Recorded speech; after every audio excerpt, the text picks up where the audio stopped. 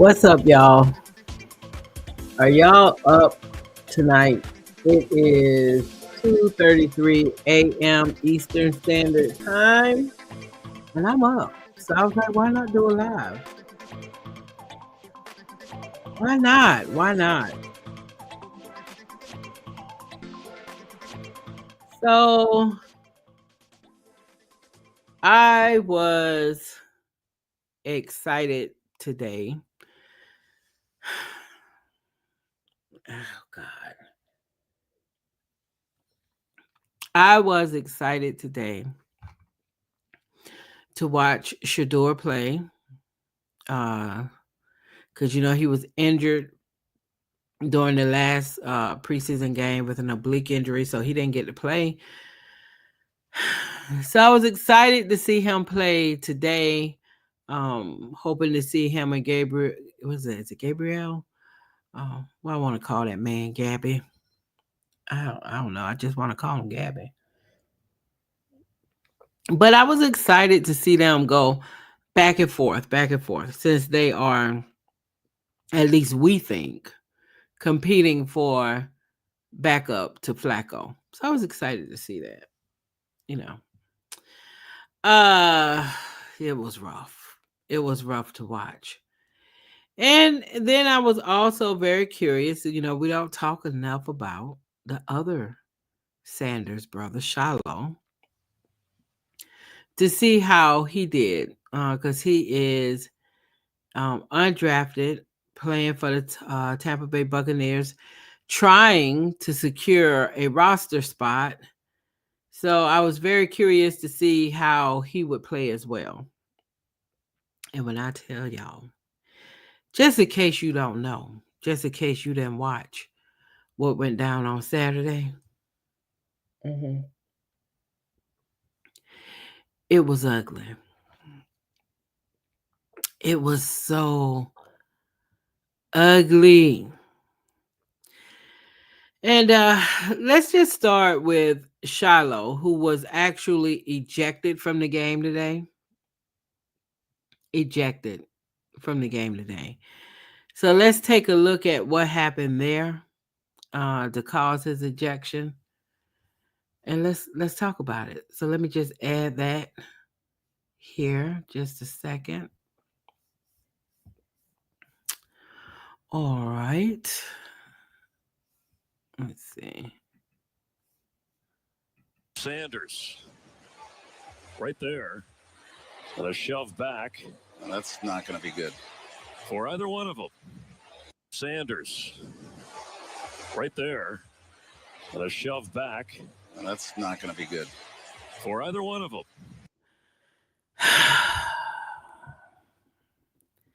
Now, when I look at this play and I look at how Zach Davidson actually held on to his face mask, held on to Shiloh's face mask, I think Shilo was justified, quote unquote justified. And I think they both should have been ejected from the game if they were going to eject people. I think only Shiloh was ejected. So let's just take another look at it. Hold on 1 second. Let's just take another look at it. Sanders right there. You saw the grabbing of the face mask, right? And a shove back. That's not going to be good for either one of them. Sanders right there. And a shove back. That's not going to be good. Now, Shiloh is undrafted, so he is competing for a roster spot.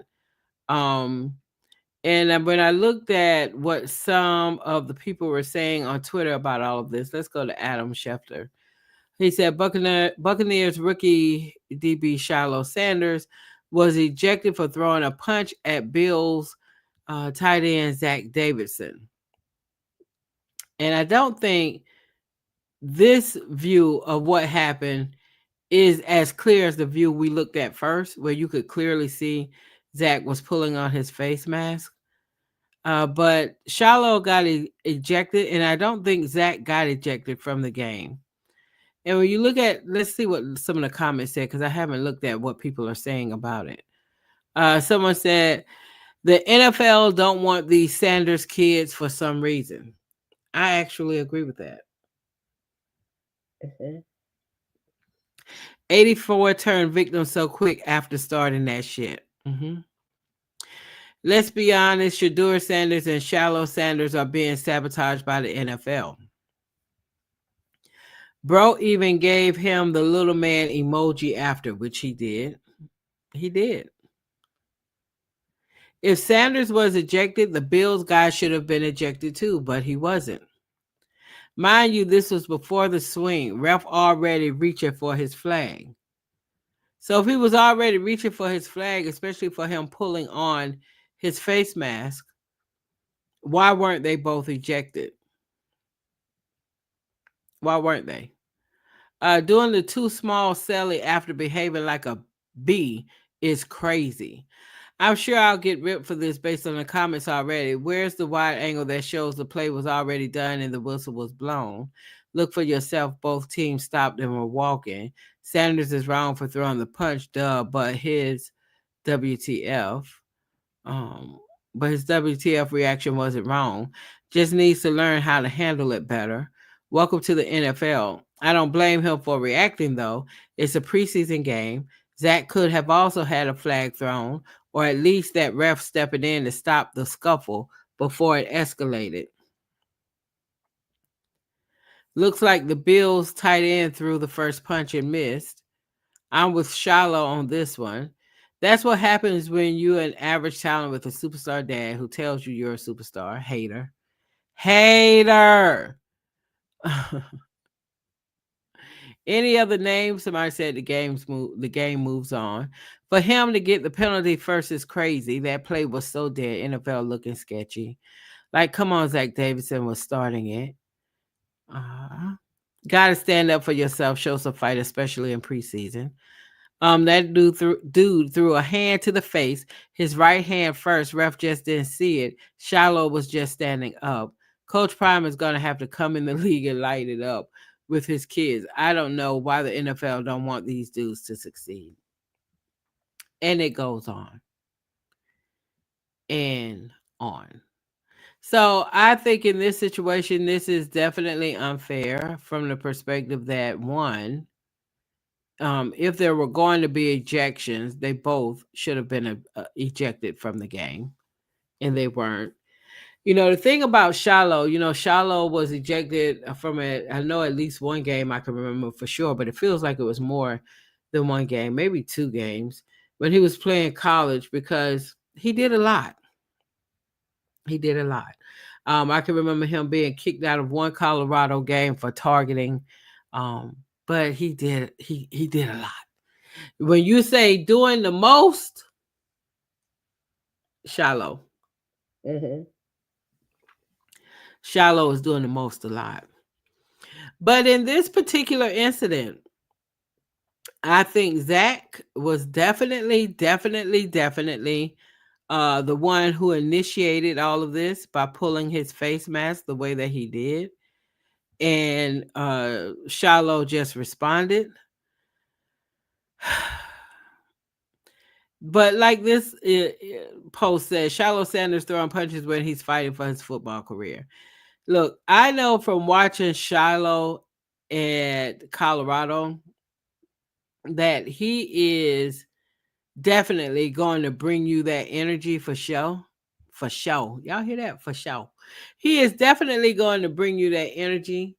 And it's just unfortunate because the reality is these Sanders brothers, the NFL is really, really in there, you know what? And I do feel like it's because of their dad. I do feel like they're not really being given a fair shake. If this happened with Shilo, and let's just say if he wasn't fighting for a roster spot, I probably would be less concerned about what happened here because he would live to fight another day. But since he is fighting for a roster spot, this is the part that is concerning because of how this will be perceived, perhaps. by Tampa Bay. So if Shiloh makes the team, and I hope he makes the team, gets a spot. I think there are like 53 spots, and if you don't make the team, then you get an opportunity perhaps to make the practice squad. But if you don't make the practice squad, then you're just out. I hope he gets a spot on the 53 member roster, but we'll see. So even when we look at, let's see what ESPN had to say about the incident with Shiloh, because with all of what's been going on with this preseason, there hasn't really been much coverage of Shiloh. Most of it has been on Shedeur and the situation in Cleveland. So we haven't really had much media coverage, if you ask me, about Shiloh at all.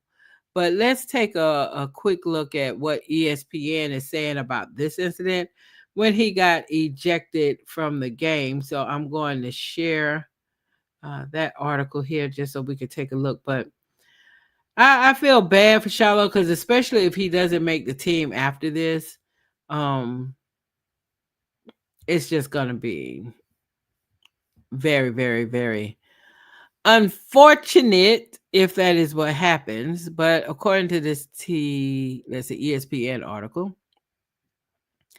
it says Buccaneers rookie safety Shiloh Sanders, the son of Pro Football Hall of Famer Deion Sanders, was ejected from Tampa Bay's third preseason game against the Buffalo Bills on Saturday night after an unnecessary roughness call.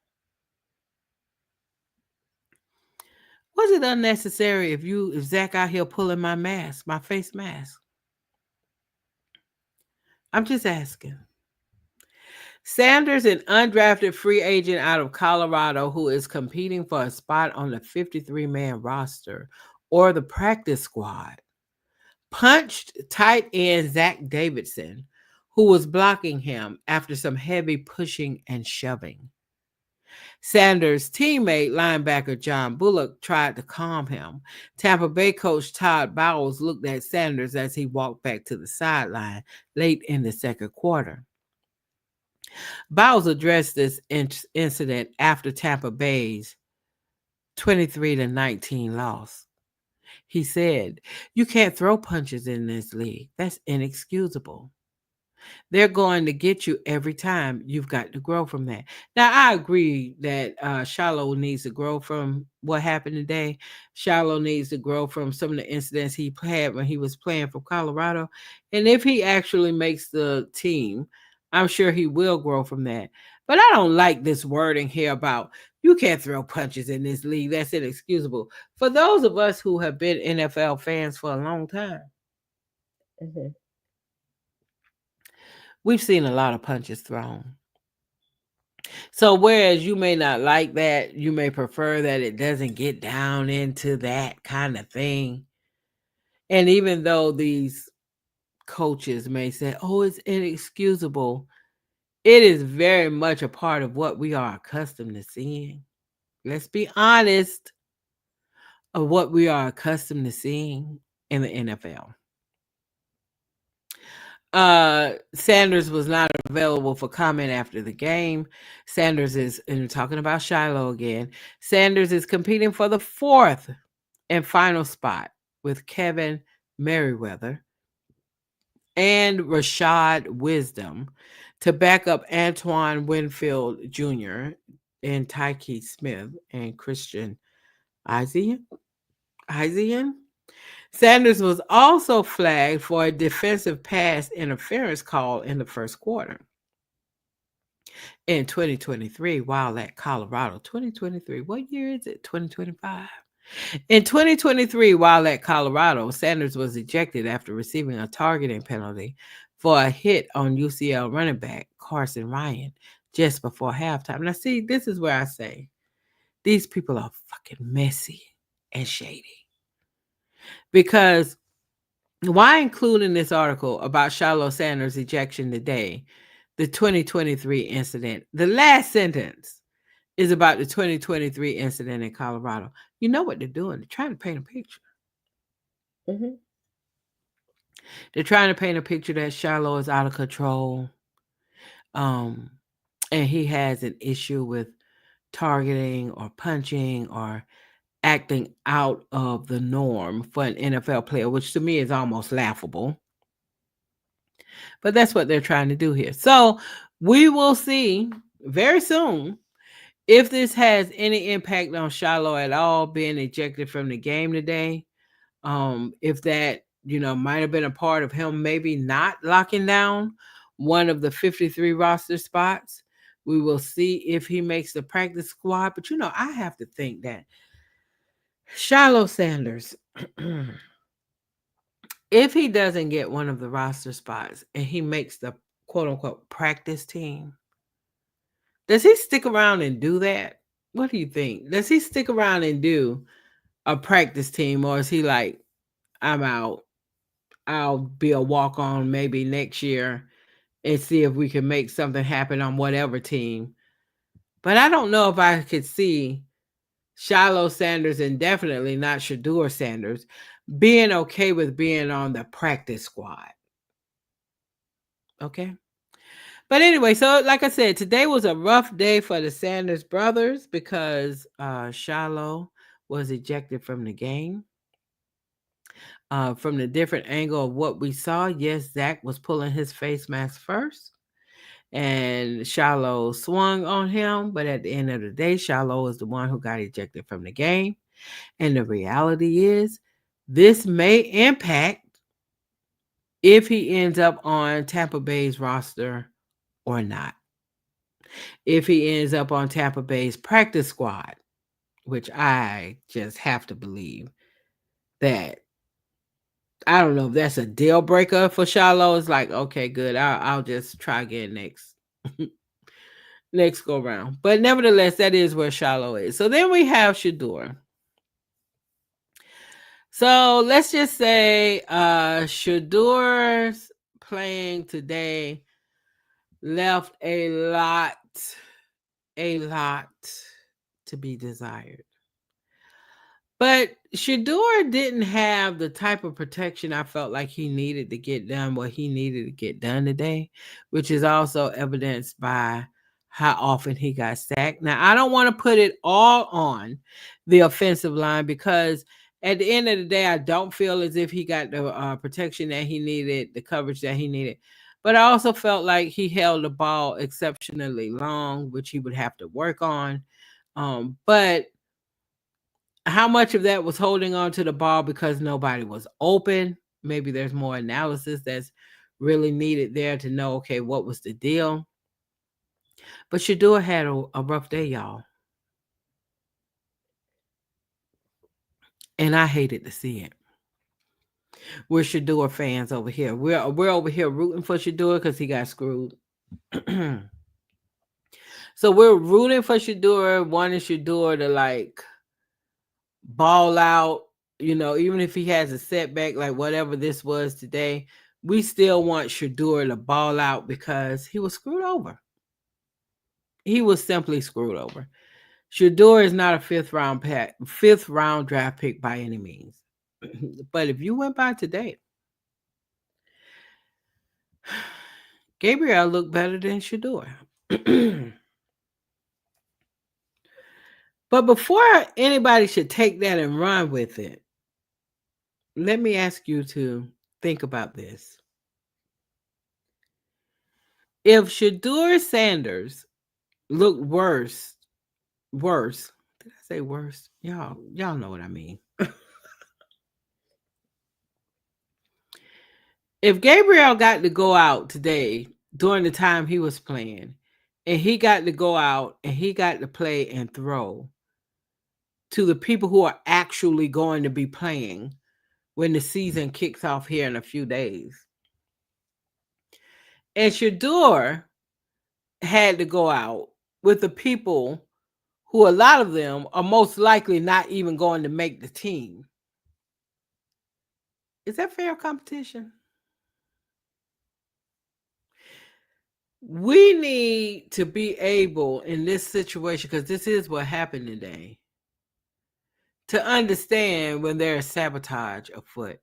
When Shedeur was not allowed to go back in for that 2-minute drill at the end, he was warming up thinking he was going in and he didn't get to go back in, you'll never be able to tell me that wasn't sabotage. You'll never be able to tell me that that was not the Cleveland Browns coach wanting to leave with the public a certain thing with Shedeur. Shedeur got sacked 5 times today, y'all. 5 times. And like I said, I didn't get that. Could you try again?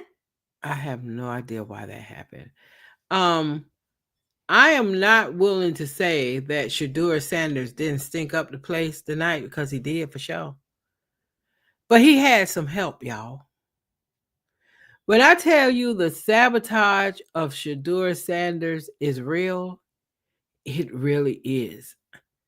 These people, these NFL owners, have gotten it out for this kid and his dad in a very serious way.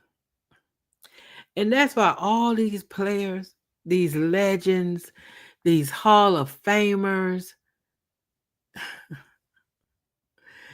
you better recognize there is still a part of the NFL and other sports too, but we're talking about the NFL right now, where there are owners. And owners tend to feel away. If you think, especially you being a minority, if you think you're bigger than the program, Shedeur is still paying a price for that right now. If you really wanted to see fair competition today, then Gabriel and Shedeur would have been out there playing with the same offensive line. They would have had the same tools, the same weapons. You would not send Shedeur out there with the people who are most likely not even going to make the team. But yet, you sent Gabriel out with the people who are likely to make the team. Now, y'all, this is not rocket science. Okay? This is not rocket science. This is sabotage. And I know we tend to like that talk of, even if they try to sabotage you, rise above it. Somehow still pull in a victory, no matter what they try to do. Well, that sounds good. Sometimes that actually happens. But more often than not, it is folklore. And it doesn't happen. And it did not happen today for Shedeur. So what I think would be interesting right now is to take a look at what Unc, I don't even like calling him Unc. Why would I call him Unc? We're pretty much he's older than me, but not by much. Shannon Sharp, that is. So I can't call him Unc. So we're going to look at Ooh, I tickle myself. So we're going to look at on Nightcap tonight with Shannon and Ocho, what they had to say about the situation with Shedeur. Because y'all, I'm telling you right now, things are not as they should be. Do you hear me now? So let's just take a listen to what Shannon and Ocho had to say about it. Clear. Oh, I played football for a very long time. I played in the NFL at a very high level for a very, very long time. I understand in a situation like that, when it comes to the 3s and 4s that you're playing with that aren't going to be on the squad and not going to make the team, give your quarterback a chance. Okay, you know what? You know they can't hold up that long. Let's play quick game.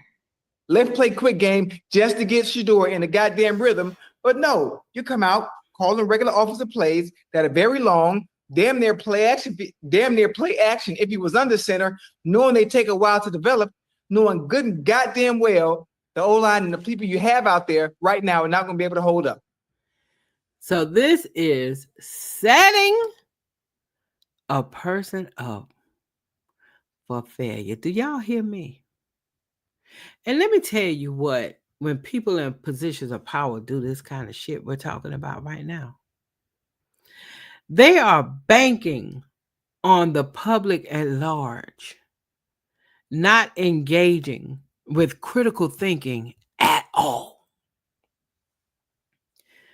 A lot of people, especially people who are not really even, they don't even really know what they're looking at with football. All they know is Shedeur went out today and it didn't look good, so something must be wrong with him. This is not critical thinking. You hear me? When Shedeur goes out there, he doesn't even have the same tools, the same offensive line that Gabriel had out there. And yet you're giving him the plays to run that requires him to try to get the ball down the field, long throws and all of that. And you know what you send him out there with a bunch of people who more than likely ain't even going to make the team. That is a effing setup, y'all. But they are counting on the optics of what happened today to overrule any of what I just stated. It didn't look good. He didn't look good. Gabriel looked better. Oh, well, it was all hype. Blah, blah, blah, blah, blah, blah, blah. And y'all, in this day and time, especially where we are right now, in a lot of different situations, people don't critically think. If you have a winning narrative, or if you have a narrative that kind of confirms what they want to believe anyway, they're willing to rock with that narrative. And unfortunately, that is the position that Shedeur is in right now. I really wish that Cleveland would let Shedeur go. And I would hope that he could maybe be picked up by another team. Hell, there's a couple of teams out there right now that look like they're really struggling and they need a quarterback. Okay? But I don't know. I don't know if that's going to happen or not. But like I said, the dude was set up to fail today, but they tried to make it look like, okay, Gabriel, it's your turn. Let's see what you can do. Okay, Shedeur, it's your turn. Let's see what you can do. And let's just break this on down to something basic. If any of you, whether you've played sports, you've watched sports, you've had siblings play sports, first string, second string, people who never going to get off the bench unless everybody else gets injured. Okay. If you send a person out there, okay, and you say, I want to see, let's take the sport of basketball. You say, okay, I want to see, let's take high school basketball. I want to see what this person can do as a point guard. And you send her out there with your starting lineup. And you got two people you want to see how they can move as a point guard. The second point guard, you send her out there to see how she's going to look with people who are more than likely not even going to make the team. It is obvious that the results are not going to be the same. This ain't rocket science, y'all. They're trying to do some BS, and we got to be smart. We got to be aware of what it is that they're trying to do. And let me correct myself, not what it is that they're trying to do, what it is that they're actually doing to Shedeur Sanders. But let's hear a little bit more of what Shannon and Ocho had to say. Outside of that, Shedeur has to be better in understanding that the offensive line that you're working with right now is not adequate. Get the ball out your hands. Get the ball out your hand. But he's holding the ball for one reason. He's holding the ball because the goddamn players aren't open. He's waiting for things to develop, which is why he's holding the ball and trying to make something happen by holding on to it, by scrambling, moving, obviously running out of area, running out of real estate, and being sacked. I'm not sure what game you guys are watching. Again, I state, Shedeur did play bad. He did. But why he played bad is clear as day if you understand the game of football and what he had to work with. Kevin Stefanski, not letting Shedeur come back in the game to finish the 2-minute drill. Kevin is the head coach, in case you all don't know who that is. and he's on some BS right now. You know, he's trying to protect his job. I mean, the owner already said when he left Friday night when the draft was going on, he was not expecting his team to draft Shedeur. So who you think this coach is trying to please? Anyway, let's continue. Oh, I've never seen that before. I've never in my life ever have seen anything like that before. What are we doing? What are we doing? No disrespect to Snoop Huntley. Snoop is probably not going to be on the team. He's probably not going to be on the team. So I'm not sure what you were waiting to look. Snoop was on the team simply because quarterbacks were injured. So they brought in the extra body. Why not allow the players that are competing for a job, in this instance, Shedeur Sanders, to finish off the 2-minute drill? Agreed. What are we doing? Who makes that call? He makes that call. Why? Because I want the last thing people to see. I want the last thing for people to remember is the mistakes and the sacks that happened, and not give him a chance to redeem himself. And that is exactly what happened when they didn't let Shedeur come in for that last 2 minutes. That is exactly what that coach was doing, and you'll never be able to convince me of anything otherwise. He wanted to leave with the public who at large, the Cleveland fans who at large support Shedeur Sanders, want to see Shedeur Sanders get a real shot at this position. They want to quiet that noise. The Cleveland Browns this year, they're not going to be successful. They are the Cleveland Browns. Joe Flacco is only going to get them but so far. And Dylan Gabriel, quite frankly, can't take them the rest of the way. However long they take to get to Shedeur, if he's even on the 53-man roster, we'll see how that goes by the time they get to him. But this man is definitely trying to sabotage Shedeur in order to satisfy the owner, because at the end of the day, this is how this man gets paid. I think probably what would have happened, okay, we can't have Shedeur come in here and finish this 2-minute drive and go down and get a touchdown. We don't want that. So we're going to leave him on the sideline. So it leaves a bad taste in those mouths. So now there's nothing that they can say. There's nothing that they can say, because now you got a small sample size of him playing with people that are probably not going to be on the team. In their bio on Twitter, going to say former. Man, come on, man. But okay, I can't wait to hear your piece. And in chat, for those of you who are listening and watching, I'm not making any excuses for him. He played bad. He played bad. But I can tell you why he played bad. I mean, if you know the game of football and understand the game of football, understand that those that are in there with him during that time are not going to be on the team. Again, going back to my basketball analogy, you have 2 point guards. You want to see what these 2 point guards could do. They're competing for the starting spot. You send 1 point guard out with who the starters are, with the starters. Let's even use the WNBA. You're sending this particular point guard out with Asia Wilson and crew, the starters. New York Liberty, you're sending her out with the starters. The Lynx, you're sending her out with the starters to see what she can do. Excuse me. Then the second person who's in this contest for point guard, you send her out. You send her out with people who we don't even know. Who are these people, Harpo? Who are these people?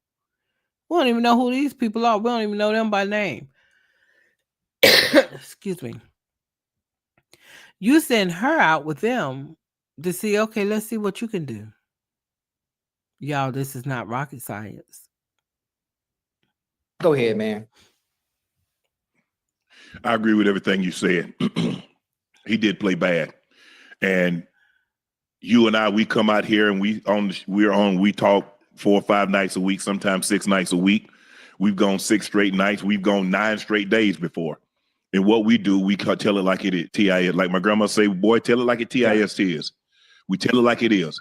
Shedeur did not play well today. He played awful. Everything that you said is true. Shedeur, you know this offensive line is not competent enough to give you protection. And I understand it says, Ocho, I'm in competition. I saw what Dylan Gabriel did with the guys that's probably going to be on the team. I'm trying to match that. But what happened is that they didn't give him the necessary pieces in order to match this. If you want me to fight, if you want me to win a war, give me the weapons. You can't expect me to win a modern war with muskets and cannons. They use drones now. They use stuff with precision, pinpoint accuracy. So you're expecting me to win a modern game and you're giving me old time. That won't work. And that's some bullshit, y'all. It is. It is. It is so. Let me tell you. I don't know. I know what Shedeur Sanders presents to us in his public persona. I have no idea what this young man is actually going through, but I pray for him. I do. I pray for his well-being, his mental health, his emotional stability, because he does a damn good job convincing us that he is either unbothered, taking all of this on the chin and staying positive. But y'all, just being a human, come on, y'all. This is a lot to navigate, especially when you have a whole effing system apparently working to make sure that you don't succeed. And as much as people love to talk about who his daddy is, his daddy's name could not protect him from this. Yet Deion Sanders didn't do anything different for his son than what Peyton Manning's father did for his sons. Why is it received differently? I will accept no BS responses to that question. Why is it received differently? Consider that a rhetorical question. So Shedeur has to do a better job of getting the ball out of his hands. Ocho, he has some time. It's okay. Coach, hey, that ain't my game. That's Lamar Jackson. That's Josh Allen. That's Jalen Hurts. That's their game. Buying time like that. Shedeur has in a pocket. He can move side to side, but he doesn't have that ability, that escapability, like these other quarterbacks, like the board mentioned. I don't understand why you would let Snoop Huntley take the 2 minute. Unless he's going to be one of the 4 quarterbacks that's going to be on your roster, you give that to Shedeur. I agree with what you said, because you said, look, we've seen guys play bad, be great in the 2 minute drill, and you forget they played bad the entirety of the game. They didn't want Shedeur to get that look. They did not want Shedeur within those last 2 minutes to show something that would make the people say, all right, we up. We're back up. Shedeur is still our guy. We still want Shedeur. They intentionally did not. They went out of the norm by not giving Shedeur the opportunity to shut down those last 2 minutes, because they wanted to say, okay, we don't need you to do nothing more. You got out here. We sent you out here with the people who ain't going to make the team. They couldn't get open. You got sacked 5 times. It looked really bad. And that is the image that we need to stay with the people, because we really finna screw you over even more. And we can't have you in here these last 2 minutes doing anything to redeem that, because we have a strategy here. I don't know what's inside Kevin Stefanski's head. Maybe he's like, hey, I wanted Snoop, we're gonna end up releasing him, and we wanted him to go. Look, Snoop Huntley's been in the league 4 or 5 years. He started several games for the Ravens when Lamar Jackson was hurt. Hell, he started a postseason game. So this notion that's you doing him some type of favor when the man has been in the league 4 or 5 years, he started 6, 7 games in his career. He started a postseason game. It's just disingenuous. Yeah. With all that being said, I agree the offensive line wasn't very good. And the one thing that a coach used to always tell me, he said, son, don't make a bad play worse. You see your offensive line break down, Shedeur. Don't make a bad play worse. Don't run around and lose 5. Don't lose 10. He got sacked 5. He got sacked 5 times, lost 41 yards. Fumble the ball. Come on. You got to be better than that. And I understand when you're in competition, Ocho, I'm trying to compete. So I'm going to scratch, claw, and do whatever I think is necessary that's going to help me put me in an advantageous situation so I can compete, so I can win. But I don't get what they did, why they did it. Some things is not for some things is offered without explanation. Some things you and I can't explain, even though with the 30 plus years between us of NFL experience and a number of Pro Bowls and all pros, both of us are in our team's respective ring of fame. Some things we just can't answer because we are not in Kevin Stefanski's heads. We don't here it is, Ocho. Here's Kevin Stefanski not letting Shedeur run the 2-minute drill at the end of the game with the Browns. Let's take a listen to what he had to say. Kevin, it was obviously a bit of a rough second half for Shedeur and the Browns and the entire Browns offense. But why didn't you keep him in for the 2-minute drill? Why did you decide to put Tyler in? Yeah, obviously we didn't play great as an offense in the second half. That's never on one person. So we can be we can be better in a bunch of areas. And just felt like we wanted to give Snoop a last drive. Did Shedeur have something wrong with him after the game? Yeah, he's good. Walked up to you after taking his walk down to the pylon, and then he walked back up to you on the sidelines before Snoop went in, and he said something to you. You shook your head. I mean, was he trying to get back? He's a competitive kid. The plan was to go with Snoop there, so but I wouldn't make any more of it than that. So clearly, Shedeur wanted to get back in for those last 2 minutes, which is ordinarily what would have happened. But this guy is saying we wanted to give the other guy, his last throw. This is a bunch of BS. Yeah, he's like, Coach, let me get this last one. Give me an opportunity. Nah, we good. We're gonna take a look at Snoop. They know what they're doing. They know what they're doing. Listen, a blind man can see that. A blind man can see it. They are really sabotaging Shedeur.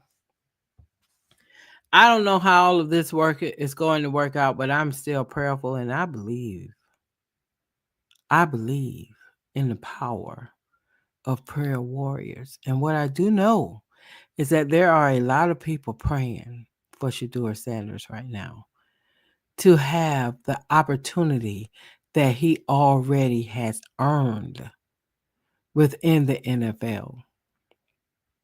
And when I say he's already earned, what I mean by that as a rookie is his draft placement. He did not earn a 144th pick in the draft. He did not earn that. That was beneath. He earned to be picked in the draft way higher, first, second round. So we want him to have an opportunity that aligns with what his skill set is. But meanwhile, we got the Cleveland Browns over here playing these games, sending him out on the field with the guys who are most likely not even going to make the team, while they send Dylan Gabriel out with the team, with the starters. Come on, y'all. Like I said, this is not rocket science. And no matter who his dad is, and his dad is him, that is being used against his children. And that says a lot more about America and the society at large, but we're not going to get into that on this video. But y'all know what's up with that. So let's continue. A blind man can see that. Again, for those of you in the chat, I listen, I'm not taking it for him. I'm going to say it again. I reiterate it. Shedeur Sanders played bad. Based on the circumstances, in the situation he was put in, and the weapons around him, and the offensive line that he had to deal with, that probably won't be on the 53-man roster, that's exactly what you would look like. You could have put Tom Brady out there with that offensive line. He would have looked the exact same way. Now, that's saying a lot. Because Tom Brady is held as one of the greats in that quarterback position, if not the great, if not the GOAT, not one of many GOATs, but the GOAT. And for Chad to say, if you had put Tom Brady out there with this offensive line, it would have looked just the same as it is, just the same as it did for Shedeur, because these people that they said Shedeur out there with is probably not even gonna make the team. Hello, it's your favorite sports thunk here. Don't forget to hit that subscribe button to join the fastest growing. Yeah, so I think I went back more than what I was planning to right there. Let's see if I could get back. Based on the circumstances, in the situation he was put in, and the weapons around him, and the offensive line that he had to deal with, that probably won't be on the 53-man roster, that's exactly what you would look like. You could have put Tom Brady out there with that offensive line, he would have looked the exact same way. You could have put Patrick Mahomes out there with that offensive line in that third quarter, in the second half, he would have looked the exact same way. Kevin Stefanski saying we didn't play well in the second half. Well, yeah. I mean, obviously. You didn't call plays well in the second half. This is what Derek Carr had to say. I need to understand why we don't get to see Shedeur run this 2-minute drill. Why wouldn't you want to see your young quarterback operate in this situation, get him more reps for the future? I didn't see the whole game, so maybe he already showed enough. Help me understand this. Jerome Aiden, so Kevin Stefanski give Dylan Gabriel easy short throws with max protection, and then give Shedeur bullseye plays with an O-line that looked like they just ate a gang of little Debbies. I'm telling y'all, it was a setup. It was a setup between this coach, the owner, and all the other owners within the NFL. They are effing setting Shedeur Sanders up. And, you know, I mean, I know I may be out of pocket with what I'm about to say, but I'm going to go there anyway.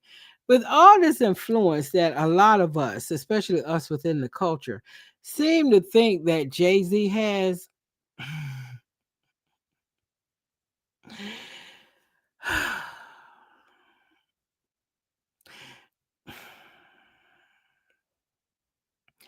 being in charge of the Super Bowl halftime show, I don't know how much power that actually is, because Jay-Z, if you had any influence, if you had any real influence, could you do anything to mitigate what's happening right now with Shedeur? Because we know you kind of sold Colin Kaepernick out, but I'm just, but let's continue. F you, Browns. Trade Shedeur. Did you hear the key word? As soon as I stated that he played well, and the first thing I said, what you just read, he gave Dylan Gabriel short throws to get himself in rhythm to get the ball out of his hands. And then in the second half, the play calls were much longer routes that took time to develop, and they know good and well that the offensive line wouldn't be able to hold up. The only reason a quarterback holds on to the ball, sometimes it's coverage sacks, sometimes it's waiting for receivers to get downfield for routes to develop. And they know good and well, good and well, it wasn't going to work. You have an NFL quarterback, an experienced quarterback that's pointing it out. Exactly what I said. Mm-hmm. I didn't even know Derek Carr tweeted that. I didn't even know. But I'm just sitting here watching. I'm like, what are we doing? What are we doing as a coach, as a head coach, as a coaching staff? I mean, if it's a quarterback competition, put the players in advantageous situations and give them a chance to succeed. And that would have been fair. Put Dylan and put Shedeur out there with the same offensive line, the same weapons, and let's see how it shakes out. With the same type of plays called. Let's see how it shakes out. But that's not what this coach did, because they are still very much in the business of sabotaging Shedeur Sanders.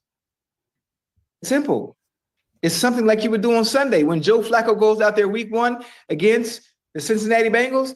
They're going to put him in positions to succeed every quarter, every down. It's just the way the game is played.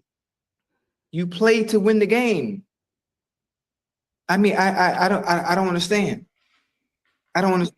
Mike Hill, Mike Hill, I hope Shedeur will eventually end up on a good roster with a coach who wants and believes in him. It's so obvious this league and even the Browns, in a sense, have been trying to send a message to him since the draft, and it's downright disgusting.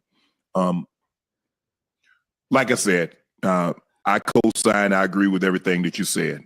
The play was not adequate enough, and Shedeur has to get to a point in time, and that's always been his knock. We said this when he was in college. He holds on to the ball too long. You're not going to make every play. The sooner he gets that in his head, the sooner he comes to that realization, the better off he's going to be. Do not make a bad play worse. Ocho, the worst thing you could do, Ocho, if I run the wrong route, is drop the ball when he throw it to me. Damn, son, at least you can do is catch it. You done effed up the play. You're someplace you're not supposed to be. Son, if you jump offside, son, just go. Just go ahead. Maybe they missed it, but don't make a bad play worse. And you block the wrong guy, and then you end up holding. Well, damn, son. Shedeur, just speed your process up. Yes, the offensive line wasn't adequate. Yes, the receivers.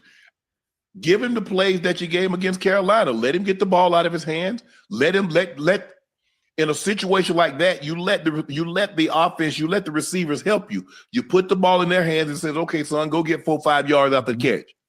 As opposed to taking a 5-step drop and trying to push the ball down the field. That is my synopsis of what I saw. Hopefully now, Ocho, hopefully preseason is over. We can stop having these conversations. Joe Flacco's the starting quarterback. Now we need to stop asking these questions. When are we going to see Shedeur? Because you're not going to see Joe Flacco. Something happens to him. If they keep 4 quarterbacks, it's going to be Joe Flacco. It's going to probably be, I don't know.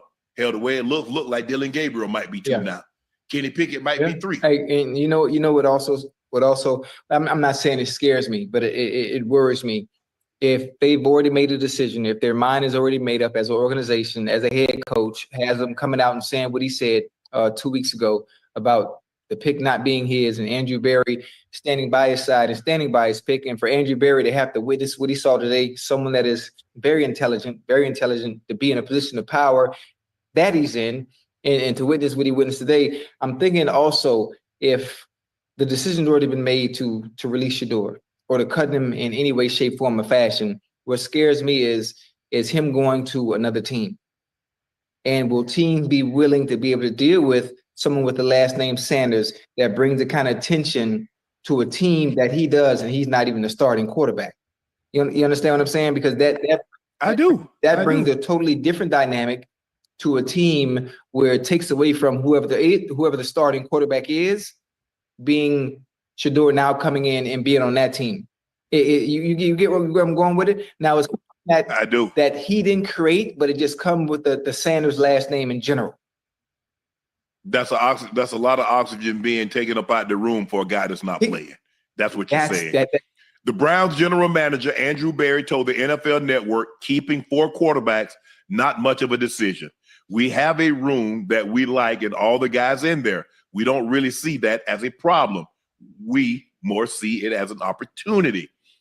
Ocho, my thing is, why are you keeping 4 quarterbacks when clearly one of the quarterbacks you don't actually believe in? I know. I know Andrew Berry and Mr. Haslam. I know they be going at it, boy. Because it's not like there's sentimentality. Sometimes, Ocho, we hold on to things that have sentimental value to us. Oh man, Ocho, I had this thing so long, I just can't let it go. You know, but when there's no sentimentality to it, there's no attachment to it. You just drafted a guy. You drafted a guy in the 5th round. Why are you holding on to him? If you believe he was that good, you would have given him a better opportunity to show you what he can do. Facts.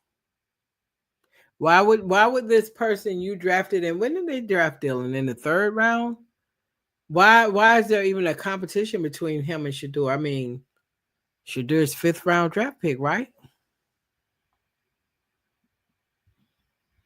From what I could deduce and from what I read, I've never read anything or saw anything that Shedeur Sanders took reps with the 1s or the 2s, except when Gabriel got hurt and then he took that, they were playing that Friday, and he took refs that Wednesday and Thursday. Other than that, prior to that, there was not a situation where I read what Mary Kay Cabot was writing, and I read what others had written, that I saw that Shedeur Sanders had taken refs with the 1s and 2s. So if he's not taking 1s and 2s, and you would think after what he did in the Carolina game, that's normally what happens, chat. I'm telling you what normally happens. When a guy, if he's down on the depth chart and he plays good in a preseason game, they normally come in and that practice back, he's like, I want to see what the guy can do with the 1s and the 2s. No matter the position, be it quarterback, running back, wide receiver, O-line, D-line, linebacker, cornerback. I'm telling you, that's normally how it works. You're talking to a guy that was in a very similar situation. And y'all say, well, Shedeur, you always inserting yourself. I'm inserting myself because I'm telling you, I was in a situation like Shedeur. He was a 5th rounder. I was a 7th rounder. I was like 6th or 7th on the depth chart. So I played good in the preseason game, Ocho. Yeah. Guess what? Next thing I know, hey, at the time I was 81 sharp. Cool with the backup quarterback, and he called me Greasy. He said, Greasy, they put you with the 1s and the 2s today. So hey, make sure you're ready. You need to know anything, ask me. I don't know why, but Seven and Cool always took a liking to me. They always took a liking to me. Cool would come into the game and practice, Ocho. He's like, Greasy, you know what you got? I say, nah, not really. He said, you got X, Y, blah, blah, blah. No, yeah, I'm telling you, just like this. He said, Greasy, look, it's gonna be cover 2. Take the hole. Greasy, it's gonna be single high safety. Okay, y'all. So here we get in the Shaq. I mean, Lord, why did I just call? Why did I just call Shannon Shaq? Well, anyway, this gets into his story telling about how great he once was. Okay, no, next. But they said a lot in this video, and especially as it relates to the tactics that was used by the head coach to not really give Shedeur a fair shot at competing in front of all of us on Saturday because of how they sent Dylan out with, the people who are going to start. And they sent Shedeur out with the people who are more than likely not even going to make the team. So this is sabotage. It continues. I continue to pray for Shedeur Sanders and, and just hope that he gets the opportunity that he deserved, in the draft. If the Cleveland Browns is just going to treat him this way, I really wish they would release him so that he could have an opportunity to join another team. Because this is just hard to watch. And so, like I said, we continue to pray for Shedeur Sanders because publicly he always, presents to us as someone who is well-rounded, unbothered, and he always seems to say the right thing. But we recognize that Shedeur is a human being. And no matter what he presents publicly, he may be really struggling with some of the things he's been subjected to. And, he may not be, but I'm going to go on the side of this man. It's human. And so he, of course, is going to have some moments. Even if he is polished enough where he'll never show that to us outside publicly. This man, with everything that has been going on, has to be dealing with some stuff. So with that being said, I am going to end this live. Thank you again. If you stop by, if you're viewing this after the live recording, please give us a thumbs up. We are a young channel from the perspective of doing lives and this type of content. So we appreciate your support. If you're not a subscriber already, please consider subscribing to the channel. And as always, until the next time, bye y'all.